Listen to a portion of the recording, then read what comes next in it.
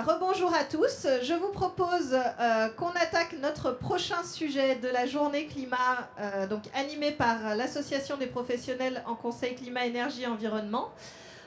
Donc nous en sommes au décret tertiaire, une opportunité pour réduire votre empreinte carbone. Et donc pour traiter de ce sujet, je passerai la parole à Daphné d'Indigo.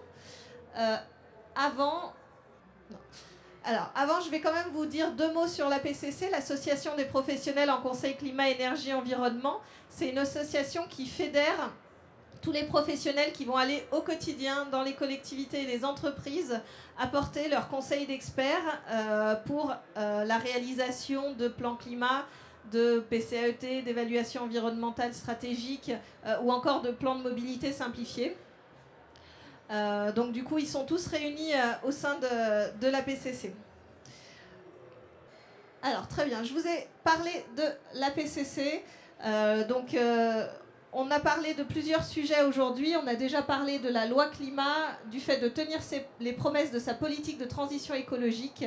On a parlé du budget climat de la ville d'Issy-les-Moulineaux et on a parlé de redirection écologique. Maintenant, on parle du décret tertiaire et tout de suite après, on abordera la question de l'économie circulaire dans les territoires. Voilà. Et donc, je vais passer la parole à Daphné qui va vous présenter ce sujet. Merci. C'est mieux, merci. Oui, donc comme on l'a fait pour les autres sessions, là je vais d'abord vous faire ma présentation et ensuite on pourra donc échanger dans le cadre d'une session de questions-réponses. Évidemment, les supports de présentation seront en ligne disponibles sur le site de la PCC. Donc je vais commencer par présenter Indigo. Indigo, c'est un cabinet de conseil et d'ingénierie en développement durable qui existe déjà depuis un peu plus de 35 ans. On est implanté un petit peu partout en France. On est plus de 250 collaborateurs à présent, essentiellement des ingénieurs qui accompagnent donc essentiellement des collectivités territoriales sur différents types de sujets, notamment donc, la biodiversité, la gestion des déchets, l'énergie, le climat voilà, tout ce qui concerne l'efficacité énergétique du bâtiment. Et donc on intervient aux différentes étapes d'un projet de nos clients, puisqu'on peut intervenir sur des missions très ponctuelles, comme par exemple la réalisation d'audits énergétiques, ou des prestations plus de type assistance à maîtrise d'ouvrage pour la mise en place de contrats de performance énergétique par exemple. Et on sait également accompagner nos clients dans la réalisation de leurs travaux, puisque on est aussi capable d'intervenir sur des missions de maîtrise d'œuvre. Alors pour ma part, je suis responsable commercial Île-de-France chez Indigo. Et ça fait une petite dizaine d'années que je travaille dans le secteur de l'efficacité énergétique. Et je voulais partager avec vous, en guise d'introduction, mon retour d'expérience. Puisque je me souviens, donc, quand je suis arrivée en 2009 dans ce secteur-là, je me souviens que la loi Grenelle 1 venait de paraître et elle encourageait, donc elle incitait fortement les collectivités territoriales à entreprendre des audits énergétiques de leur patrimoine bâti. Elles étaient obligées en fait de réaliser cet audit énergétique dans un temps record, puisque en 2010 elles devaient tout avoir réalisé leur audit énergétique. Et l'objectif était ensuite d'engager un plan de travaux d'ici 2020. Sauf que la loi Grenelle à l'époque était incitative certes, mais elle n'était pas vraiment... donc les objectifs n'étaient pas à l'échelle des villes, c'était des objectifs nationaux. C'était pas forcément facile pour les villes de se les approprier, ces objectifs, et surtout ils n'avaient pas vraiment d'obligation en termes de résultats ni d'obligation de travaux. Donc moi ce que j'ai pu constater à l'époque, c'est qu'on a réalisé donc énormément d'audits énergétiques pour le compte notamment donc, des collectivités franciliennes qui sont pour la plupart restées sur les étagères puisque les collectivités ne savaient pas forcément comment utiliser toute cette donnée, par quel bout commencer. Et donc finalement cette loi Grenelle a eu assez peu d'impact en termes de réduction des gaz à effet de serre. Et c'est la raison pour laquelle aujourd'hui, je voulais vous faire cette présentation, non pas sous l'angle technique. L'objectif aujourd'hui, c'est pas vraiment d'étudier techniquement le décret tertiaire, mais de voir comment cette fois-ci, ça pourrait constituer une réelle opportunité de rénover le parc énergétique tertiaire. Donc, petit rappel du contexte réglementaire. C'est un peu lié à ce qu'on se disait tout à l'heure, lors de la présentation précédente. Effectivement, on le sait depuis longtemps, hein, le bâtiment, le secteur du bâtiment, ça représente aujourd'hui 43% des consommations énergétiques annuelles françaises. Donc, c'est un sujet important qu'il est urgent de traiter, qu'on essaye de traiter depuis longtemps, mais voilà, on est encore loin des objectifs. Et donc, pour traiter ce problème, plusieurs dispositifs réglementaires ont été mis en place. Donc, celui qui nous intéresse aujourd'hui, c'est le décret tertiaire qui a été mis en place dans le cadre de la loi Elan en 2019, et donc qui, lui, va inciter les acteurs de l'immobilier tertiaire à entreprendre des actions pour améliorer l'efficacité énergétique de leur patrimoine bâti. On verra plus en détail. Et sur la partie habitat, puisque effectivement le bâtiment c'est aussi tous les logements. Là, on en a aussi parlé un petit peu ce matin.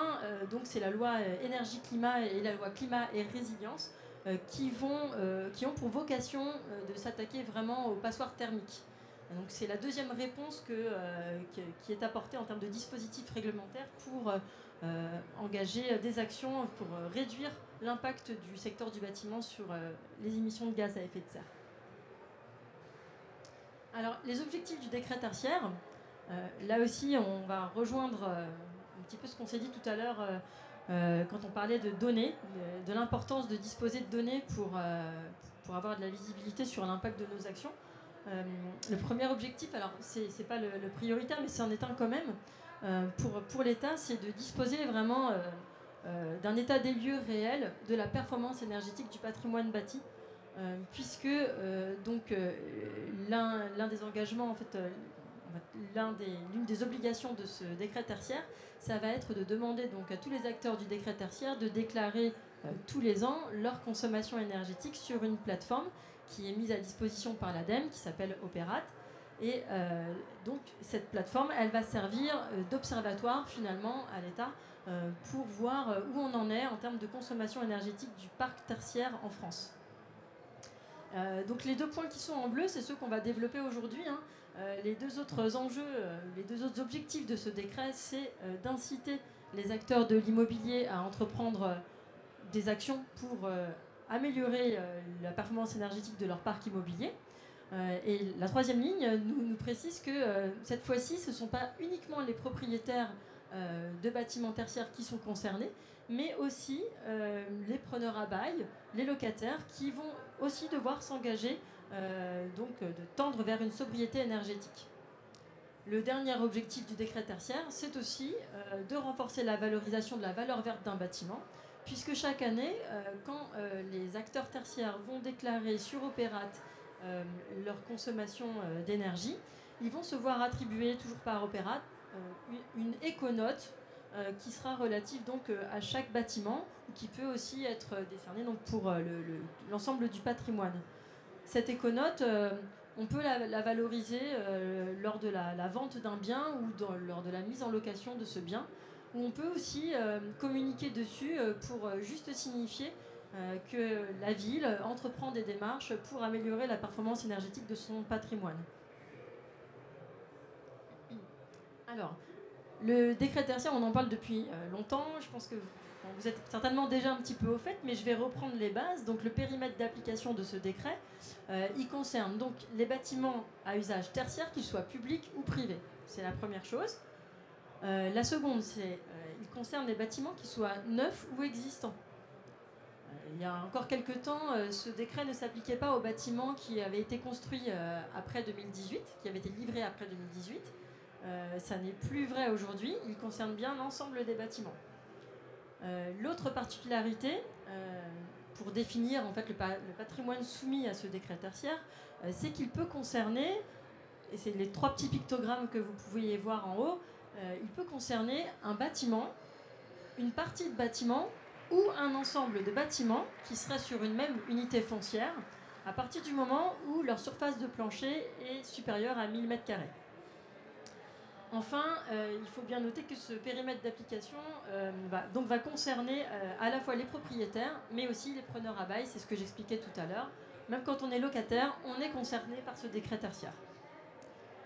Alors, quelles sont les obligations donc, de ce décret tertiaire? Ce décret tertiaire, il va obliger les acteurs du tertiaire privé à engager donc, des actions de performance énergétique. Donc leurs objectifs, ils s'expriment en termes de réduction des consommations énergétiques par rapport à une année de référence. Donc là, ils sont recensés ici, les objectifs, ils sont très ambitieux. On va être sur du moins 40% d'ici 2030, moins 50% en 2040 et moins 60% en 2050. Donc là, on constate que ces objectifs sont en effet très ambitieux et ils sont aussi très clairs. Alors, la question se pose, contrainte ou opportunité. Donc moi, dans mon quotidien, je suis en contact avec beaucoup de collectivités locales franciliennes. Je vois les problématiques auxquelles elles sont confrontées et effectivement, c'est pas toujours simple d'interpréter ce décret tertiaire, de le mettre en application. Donc effectivement, je comprends qu'il puisse être perçu spontanément comme une contrainte. Voilà. Mais on peut aussi y voir une opportunité. En effet, par rapport au Grenelle dont je parlais tout à l'heure, au Grenelle 1, qui était paru donc, en 2009, ce décret est beaucoup plus précis. Il trace vraiment une trajectoire, la trajectoire qu'on va devoir suivre les 30 prochaines années. Et l'autre intérêt, c'est qu'il fixe donc des objectifs communs à tous, à l'échelle d'un patrimoine cette fois-ci. Donc ça peut constituer une opportunité dans le sens où ça nous incite, ou en tout cas ça incite les acteurs tertiaires à avoir une vision stratégique à long terme. Donc on va forcément être invité à se projeter et à hiérarchiser les travaux qu'on veut entreprendre dans les 10, 20, 30 prochaines années, en réfléchissant vraiment objectif, quoi, réalisation de l'objectif, optique de résultat. On est obligé de se poser cette question puisque donc, tous les ans, on va devoir montrer patte blanche et dire où on en est par rapport à l'atteinte de ces objectifs. Donc ça nous amène vraiment à avoir une vision stratégique long terme. C'est la première opportunité que j'y vois. La seconde, c'est effectivement de réduire sa facture énergétique. En appliquant ce décret tertiaire, on va inévitablement réduire notre facture d'énergie. Donc c'est aussi un des atouts de ce décret. Le troisième point, c'est effectivement de définir la responsabilité donc, des payeurs et des preneurs à bail, puisqu'ils sont tous les deux engagés dans ces objectifs de décret tertiaire.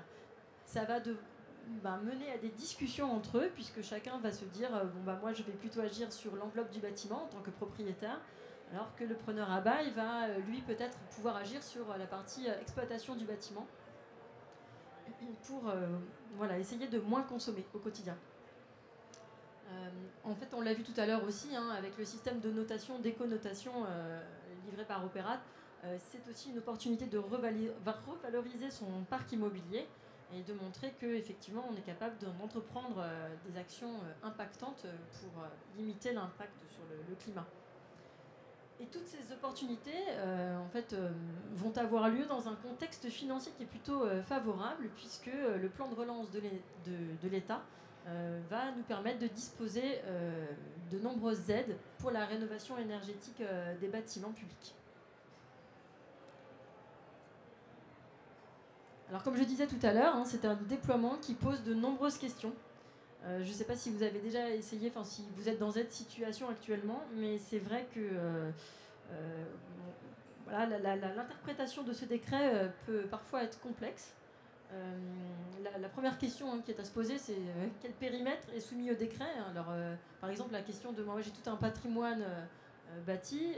Dans certains cas, je suis propriétaire. Dans d'autres, je suis uniquement preneur à bail. Est-ce que je suis soumis ou non au décret? Mon bâtiment fait juste 750 mètres carrés. Est-ce qu'il est soumis au décret? Peut-être que oui, puisque sur la même parcelle, j'ai un autre bâtiment qui, lui, fait 500 mètres carrés. Les deux cumulés sont supérieurs à 1000 mètres carrés, donc les deux bâtiments sont soumis au décret. C'est assez compliqué, je ne vous le cache pas. Nous-mêmes, en tant que bureau d'études, on a d'ailleurs mis en place une cellule de veille pour vraiment suivre au quotidien les évolutions de la mise en application de ce décret tertiaire et puis pour le comprendre, l'interpréter et aider nos clients en fait, à s'y retrouver, à comprendre. La seconde question, on le disait aussi tout à l'heure lors d'une autre présentation, c'est pas toujours évident de collecter des données patrimoniales ou énergétiques. Donc parfois les maîtres d'ouvrage qu'on accompagne sont un peu déstabilisés parce qu'ils ne disposent pas forcément d'un historique très long sur une dizaine d'années. Donc ça peut un peu inquiéter. Ensuite, voilà, il y a cette histoire d'année de référence. Le maître d'ouvrage peut-être ne saurait pas forcément par où commencer. Il peut choisir son année de référence entre 2010 et 2020. Ça fait beaucoup d'années à étudier. Comment la choisir, cette année de référence? Qu'est-ce qui est pertinent? Est-ce que vraiment je dois tout étudier? Ensuite, comment définir les objectifs? C'est une autre question, parce qu'en fait, je ne l'ai pas développé tout à l'heure, mais il y a plusieurs méthodes pour définir l'objectif. Il y a une je ne vais pas rentrer dans les détails, mais donc, il y a une méthode théorique et une méthode absolue. Donc là, laquelle est la plus favorable? Laquelle vais-je choisir? Voilà, encore une question qui se pose. Il est question aussi parfois de pouvoir moduler ces objectifs en fonction de contraintes techniques ou patrimoniales, ou en fonction du coût des travaux à entreprendre sur certains bâtiments. Ce serait trop cher, donc on pourrait être amené à moduler l'objectif. Est-ce qu'on peut mutualiser les objectifs? C'est une question qu'on a souvent. Est-ce que mon objectif de réduction, il s'applique à tout mon patrimoine ou seulement est-ce que je peux penser global plutôt, ou est-ce que vraiment je dois l'appliquer sur chaque bâtiment? Ça, c'est vraiment des questions qu'on a régulièrement. Et enfin, comment et quand déclarer sur Opérat? C'est vraiment beaucoup de questions que honnêtement un néophyte a du mal à gérer. On en parlait tout à l'heure, effectivement c'est assez technique, c'est assez complexe, et donc c'est pour ça que ce décret peut parfois faire un peu peur. Donc nous, en tant que bureau d'études, ce qu'on conseille aux maîtres d'ouvrage, c'est d'appliquer une méthodologie c'est assez classique, qui permet de prendre les choses dans l'ordre, voilà, de ne pas paniquer, de se dire bon, allez, on va procéder dans l'ordre. La première étape, donc, elle va vraiment consister à collecter les données. Ça, c'est un gros travail en fait qui peut prendre du temps. Collecter et analyser ces données. Donc, les données en question, ça va être les données bâtimentaires. Donc, quel est exactement mon patrimoine? Ça peut paraître bête, mais honnêtement, on a des maîtres d'ouvrage qui sont pas toujours au clair sur justement leur patrimoine bâti, le nombre de bâtiments qui leur appartient ou non, quel usage on en fait, les surfaces de plancher, puisque là on parle de surface de plancher et non pas de surface chaude. Donc ça, c'est des informations qu'il va falloir collecter, ne serait-ce que pour les déclarer sur Opérat. La collecte des données énergétiques, on en a parlé, on va en avoir besoin pour les déclarer déjà sur Opérat et aussi pour identifier une année de référence. Une fois qu'on dispose de ces données, on va déjà avoir un tableau qui ressemble à quelque chose qu'on va pouvoir bientôt déclarer sur Opérat, mais il va falloir les analyser, ces données, pour choisir notre année de référence et aussi calculer les objectifs qu'on va devoir atteindre sur 2030, 2040 et 2050. Ça, c'est vraiment la première phase qui est indispensable, puisque vous allez être obligé de toute façon de déclarer ces données sur la plateforme Opéra. Dans un second temps, il va falloir se poser la question, ok, donc je sais maintenant sur tout mon patrimoine quel objectif je dois atteindre, comment je vais faire pour atteindre ces objectifs. Donc là, il va commencer à falloir analyser la performance énergétique de son patrimoine et d'identifier des pistes d'amélioration.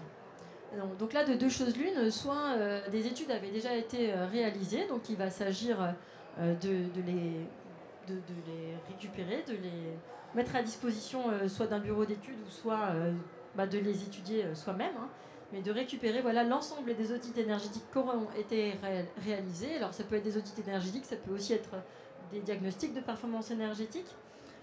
Et si toutefois rien n'a été fait sur ce patrimoine, effectivement, il va falloir mener des études sur le patrimoine pour voir quelles sont les sources d'économie d'énergie envisageables. Une fois qu'on a identifié donc pour chacun des bâtiments les pistes d'amélioration de l'efficacité énergétique, on va devoir, comme je le disais tout à l'heure, penser stratégique, global et sur 30 ans.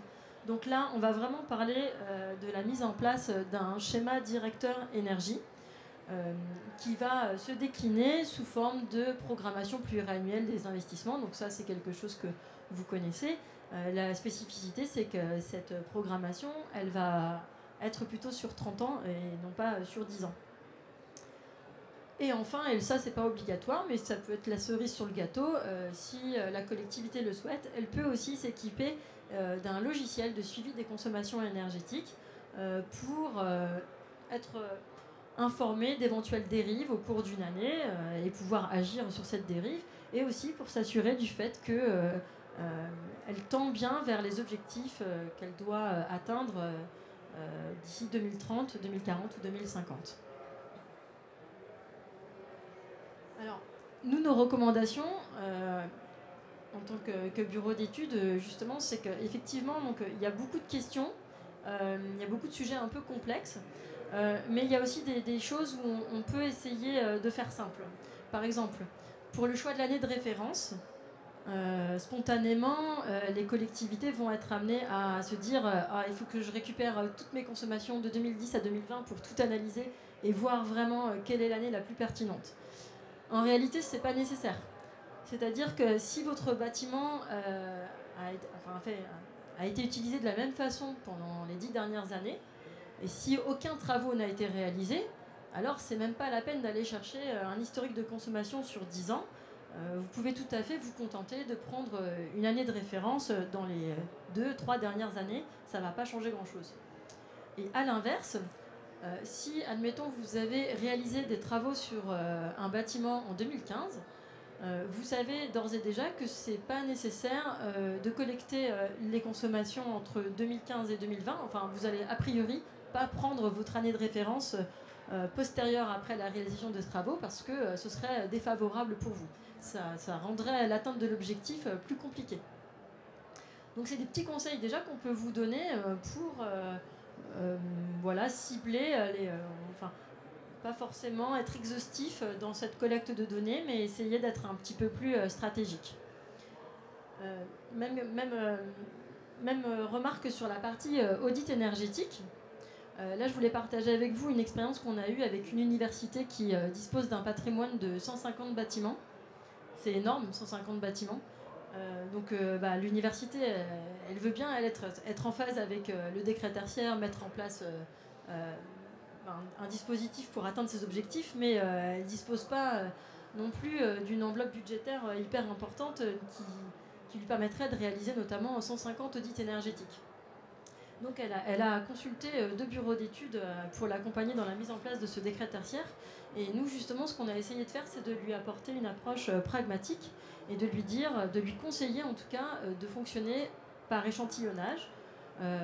Peut-être d'identifier des groupes de bâtiments qui auraient été construits en même temps ou qui ont les mêmes usages ou qui ont les mêmes spécificités au niveau du bâti pour qu'on puisse constituer des échantillons et aller auditer uniquement les bâtiments qui seraient représentatifs de ce patrimoine. Donc au lieu de faire 150 audits énergétiques, on en ferait peut-être une vingtaine pour pouvoir travailler ensuite avec une méthode d'échantillonnage. Donc ça, c'est quelque chose qui lui a parlé, ça lui a bien plu, et d'ailleurs, elle nous a confié la mission, et c'est comme ça qu'on procède actuellement avec elle. D'autres aspects qui peuvent aussi vous amener à choisir un bâtiment plutôt qu'un autre pour réaliser un audit énergétique. Si vous savez qu'un bâtiment va probablement faire l'objet d'une modulation de son objectif, parce qu'il a des contraintes patrimoniales spécifiques ou architecturales, vous pouvez d'ores et déjà vous dire que ce serait intéressant de cibler, de l'intégrer en tout cas ce bâtiment dans le périmètre des bâtiments à auditer, puisqu'il y a des chances pour que vous soyez obligé de transmettre un dossier technique pour justifier de la modulation de l'objectif. Donc ce serait pertinent de réaliser un audit énergétique sur ce bâtiment-là. Et effectivement, le troisième critère qui peut être déterminant dans le choix des bâtiments à auditer, c'est le caractère consommateur du bâtiment. Voilà, donc là j'ai commencé à vous donner des petites astuces comme ça, histoire de dédramatiser ce décret tertiaire qui peut paraître complexe.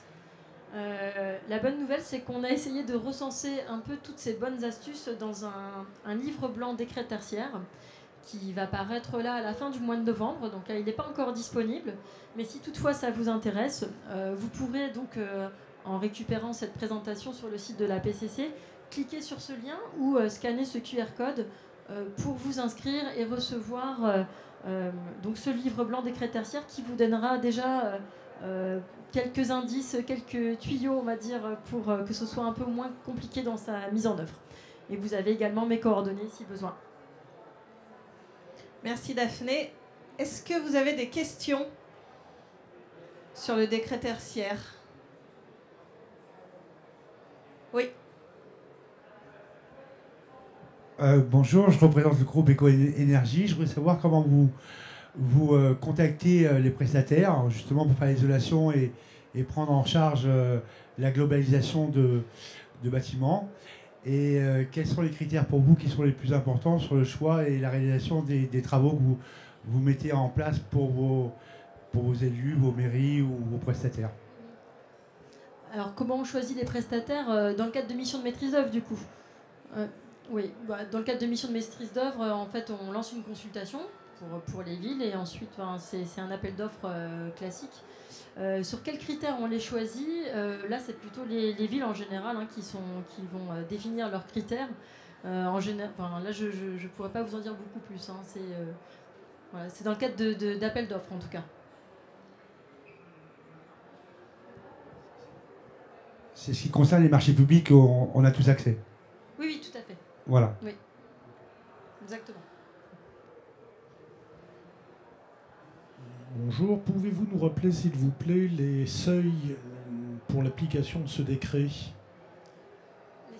Les seuils en termes d'effectifs, de chiffre d'affaires, etc. À partir de quel seuil? Premier salarié, premier euro de chiffre d'affaires, le décret s'applique? Il faut juste avoir un patrimoine avec une surface de plancher qui soit suffisante. Alors, donc, la surface de plancher de combien? C'est 1000 mètres carrés. C'est 1000 mètres carrés. Oui. Merci. Je vous en prie. Est-ce qu'il y a d'autres questions? Oui.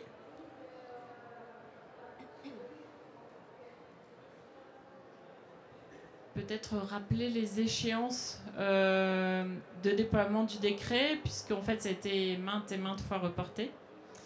Donc je crois qu'on est... la conclusion. Voilà, excuse-moi, alors je vais trop vite. On s'était préparé. Voilà. Oui, je peux les rappeler parce qu'effectivement ça a beaucoup bougé.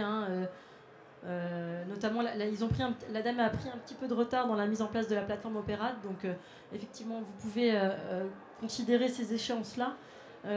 Donc sur la partie valeur absolue, donc on va avoir la parution des 2 prochains arrêtés en octobre 2021 et mai 2022. Donc si bien qu'en mai 2022, on sera capable de définir des objectifs en valeur absolue pour l'ensemble des bâtiments tertiaires. Et en ce qui concerne vos obligations en termes de déclaration Opérate, donc déjà vous ne pourrez commencer à transmettre ces données qu'à partir du 1er janvier 2022. Donc vous avez encore un peu de temps, finalement c'est aussi une bonne nouvelle. À partir du 1er avril, là, il faudra être au clair sur vos années de référence et les objectifs. Et enfin, d'ici 30 septembre 2022, il faudra avoir donc déclaré tous vos éléments bâtimentaires, toutes vos consommations et toutes vos années de référence. Voilà, donc entre 1er avril et le 30 septembre, il va falloir être au clair sur vos objectifs et vos années de référence. Merci beaucoup. On n'a pas d'autres questions? Non. Alors du coup, je vais conclure.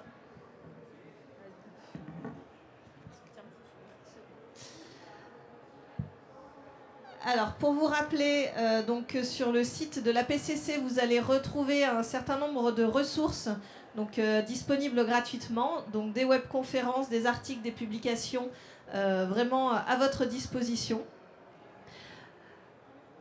Que vous pouvez vous inscrire à la newsletter pour recevoir les webconférences au fur et à mesure qu'on prévoit de les animer. Il me semble que... Non, ok, bon, c'est pas grave. Je voulais vous parler également du sommet virtuel du climat, donc, qui est un événement organisé à la fin de l'année sur une dizaine de jours et qui va consister à avoir une trentaine de visioconférences et une quinzaine d'ateliers justement pour répondre à la question de comment rendre son territoire résilient. Voilà, donc avec des témoignages, avec des apports d'expertise, un événement qui se veut pragmatique.